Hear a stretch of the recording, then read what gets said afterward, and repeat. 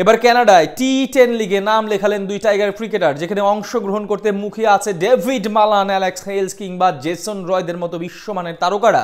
বিপুল অর্থকরীর ঝনঝনানি আর যুবরাজ সিং এর তত্ত্বাবধানে খুব শীঘ্রই শুরু হতে যাচ্ছে জমজমাট এই আসর।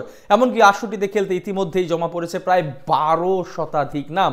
তাই তো বাংলাদেশ থেকে নাম লেখানো দুই টাইগার ক্রিকেটারকে নিয়ে বিস্তারিত রিপোর্ট। দিন দিন জনপ্রিয় হয়ে উঠছে সংক্ষিপ্ত ফরম্যাটের টি10 ফ্র্যাঞ্চাইজি লিগ। যদিও একসময় ক্রিকেটের সংক্ষিপ্ত ফরম্যাট বলে পরিচিত ছিল কেবল টি20 ক্রিকেটই, তবে কালের পরিক্রমায় নতুন করে জনপ্রিয় হয়ে উঠছে ক্রিকেটের সবচেয়ে সংক্ষিপ্ত এই ফরম্যাট, যে কারণে সাম্প্রতিক সময়ে বিশ্বের বেশ কয়েকটি দেশেই দ্রুত গতিতে প্রসার ঘটছে টি10 ক্রিকেটের। 2017 সালে সংযুক্ত আরব আমিরাতে সর্বপ্রথম আয়োজন করা হয় সংক্ষিপ্ত এই ফরম্যাটের। এরপর কাতার টি10 লিগ, জিমাফ্রো টি10 লিগ, এমন বাহারি নামে বহু দেশেই নজর কেড়েছে জমজমাট এই আসর। এবার প্রায় কয়েকশো কোটি টাকা ব্যয়ে টি10 এর মতো জনপ্রিয় আসরের আয়োজন করতে যাচ্ছে বিশ্বের অন্যতম ধনী রাষ্ট্র কানাডা, যেখানে খেলতে রীতিমতো মুখিয়ে আছেন বিশ্ব ক্রিকেটের নামি দামি তারকারা। আর এই তালিকায় এবার জায়গা করে নিলেন দুই বাংলাদেশি ক্রিকেটার। ক্রীড়া ভিত্তিক জনপ্রিয় ওয়েবসাইট ক্রিকবাজ বলছে, কানাডার সুপার 60 অধীনে টি10 লিগ চালু করার অনুমোদন পেয়েছেন ভারতীয় কিংবদন্তি যুবরাজ সিং। তার তত্ত্বাবধানেই প্রথমবারের মতো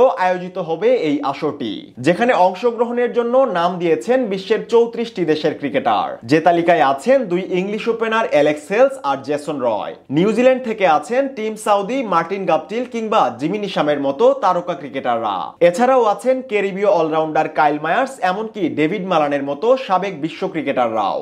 আর তাদের সাথেই এই আসরে খেলার দৌড়ে নাম লেখালেন দুই বাংলাদেশি, যাদের মধ্যে একজন হলেন টাইগার ওপেনার তানজিদ হাসান তামিম আর আরেকজন হলেন অলরাউন্ডার মেহেদী হাসান মিরাজ। তবে ক্রিকবাজের এই প্রতিবেদনে এই দুই টাইগারের নাম থাকলেও বাংলাদেশ থেকে মোট কতজন নাম দিয়েছেন তা স্পষ্ট করে বলা হয়নি। তবে এই তালিকা আরো দীর্ঘ হওয়ার সম্ভাবনাই প্রবল। তাছাড়া আসরটিতে খেলতে এখন পর্যন্ত নাম লিখিয়েছেন প্রায় 1135 জন পুরুষ ক্রিকেটার। ফলে বাংলাদেশ থেকে শেষমেশ আরো কিছু নাম আসলেও অবাক হবার কিছুই নেই। এদিকে সাম্প্রতিক সময়ে ব্যাট হাতে ক্যারিয়ারের দুর্দান্ত ছন্দে আছেন তানজিদ তামিম। সবশেষ বিপিএলেও তিনি ছিলেন শীর্ষ রান সংগ্রাহকের তালিকায়। তাই আসন্ন এই আসরটিতে ডাক পাওয়া তার জন্য খুব একটা কঠিন হওয়ার কথা নয়। তাছাড়া বোলিং ব্যাটিং দুই ডিপার্টমেন্টে সমান পারদর্শী মেহেদী হাসান মিরাজ, তাই তার প্রতিও আগ্রহ থাকবে দলগুলোর।